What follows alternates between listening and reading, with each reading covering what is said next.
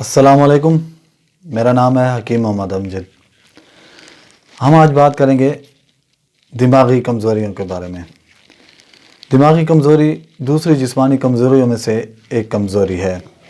اس کی وجہ یہ ہے کہ دماغ سے کمزور انسان کی دماغی طور پر صحیح طور سے نشو و نما نہیں ہوئی ہوتی، جس کی وجہ سے وہ سب کی نظر میں آتا ہے اور اس کے ارد گرد والے لوگ ایسے انسان کو فوری طور پر پہچان لیتے ہیں کہ یہ انسان دماغی طور پر کمزور ہے۔ دماغی کمزوری ایک ایسی معذوری ہے جس میں انسان اپنی دیکھ بھال نہیں کر سکتا ہے۔ ایسے انسان کو دوسروں کے سہارے اپنی زندگی گزارنا پڑتی ہے۔ پسماندگی کا آغاز عام طور پر 18 سال کی عمر سے پہلے ہوتا ہے۔ کچھ لوگوں میں ہلکی ذہنی پسماندگی ہوتی ہے اور یہ ایک ایسی ذہنی پسماندگی ہے جس میں زیادہ ذہنی مشقت شامل نہیں ہے۔ اس طرح کی پسماندگی میں مبتلا شخص کو لوگوں سے بات کرنے اور اپنے کاموں میں زیادہ مشکلات کا سامنا نہیں کرنا پڑتا۔ آدھا کام وہ خود کر لیتے ہیں اور آدھے کام میں دوسروں کی مدد کی ضرورت ہوتی ہے۔ اعتدال پسند ذہنی پسماندگی ایک ایسے لیول کی پسماندگی ہے کہ اس ذہنی پسماندگی میں مبتلا شخص ذہنی طور پر نہ بہت زیادہ کمزور ہوتا ہے اور نہ ہی بہت زیادہ بہتر حالت میں ہوتا ہے۔ اس حالت میں انسان اپنی صلاحیتوں کو استعمال کرتے ہوئے کچھ اپنی مدد آپ کرتا ہے اور دوسروں کو بہت زیادہ پریشانی کا سامنا نہیں کرنا پڑتا۔ شدید ذہنی پسماندگی ایسی انسان کی ایسی حالت ہوتی ہے جس میں مبتلا شخص کو مکمل طور پر دوسروں کی مدد کی ضرورت ہوتی ہے، جس میں وہ اپنا کوئی بھی کام خود سے نہیں کر پاتے۔ اس طرح کی پسماندگی میں ایک ایسے شخص کو اپنے کھانے پینے، کپڑے تک بدلنے میں دوسروں کی مدد کی ضرورت ہوتی ہے۔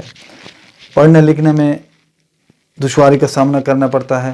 سماجی طور پر ناپختہ ہونا، لوگوں سے ملنے جلنے میں ہچکچانا، اوسط سے کم آئی کیو ہونا، کسی بات کی دیر بعد سمجھ آنا، مرگی یا جسمانی معذوری سمیت دیگر حالات کا ہونا، زبان کو سمجھنے اور استعمال کرنے میں سست ہونا، آزادانہ زندگی گزارنے سے قاصر ہونا، یہ سب ذہنی پسماندگی کی علامات ہیں۔ چیزوں کو یاد رکھنے میں دشواری کا ہونا، دورے پڑنا، جسم میں پریشانی کی وجہ سے کپ کپی سی طاری رہنا، جارحیت، انحصار، سماجی سرگرمیوں سے دستبرداری، توجہ طلب، ذہنی دباؤ، جذباتی پن، دیر سے بات کرنا یا بات کرنے میں پریشانی کا سامنا کرنا، اعتدال کو نتائج سے جوڑنے میں ناکامی، حسب حاجت، یہ اعمال کو نتائج سے جوڑنے میں ناکامی جو ہے، یہ سب ذہنی پسماندگی اور دماغی کمزوریوں کی علامات ہیں۔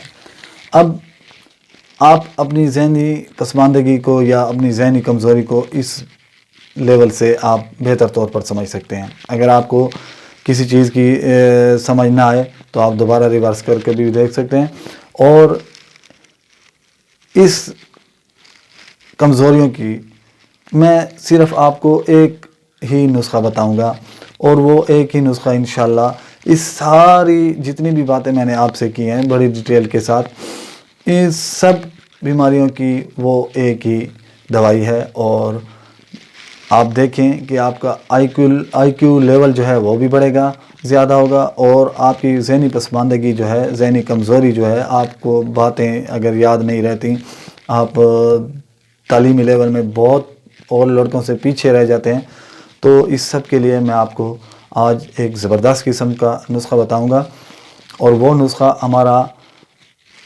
سالوں سے آزمودہ شدہ نسخہ ہے، اور وہ ہم نے کئی مریضوں پہ آزمایا ہوا ہے۔ تو چلتے ہیں نسخے کی طرف۔ نسخہ بتانے سے پہلے میری آپ لوگوں سے گزارش ہے کہ میرے اس چینل کو سبسکرائب کر لیں اور بیل آئیکن کو بھی دبا دیں تاکہ میری ہر نئی آنے والی ویڈیو آپ لوگوں تک بر وقت پہنچ سکے۔ تو نسخہ نوٹ کر لیں۔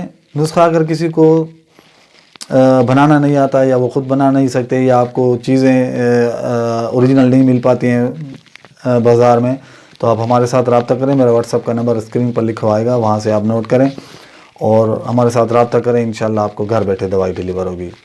تو نسخہ نوٹ کر لیں، بہت ہی آسان سا نسخہ ہے۔